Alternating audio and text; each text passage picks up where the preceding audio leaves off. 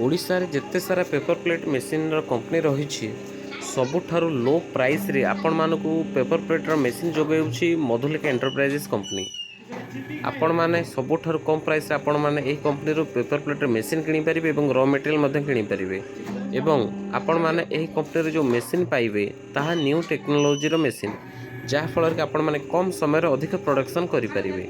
एवं आपण माने जदि चाहते आपण माने एही मधुलिका एंटरप्राइजेस कंपनी रो ऑफिस रही भुवनेश्वर पात्रपड़ा रे आपण माने कंपनी रो ऑफिस रे पहुंचंतु पेपर प्लेट मेसीन संबंधी सब जिन डिटेल्स बुझंतु। जदि आपण मानक सब जिन भल लगे आपण माने Madhulika enterprises company paper plate machine किने आपण माने व्यवसाय करि परिबे। एवं आपण माने जदि चाहिबे पेपर प्लेट व्यवसाय मासको 30 ରୁ 40 हजार टका आपण माने आराम से इजिली इनकम करि परिबे।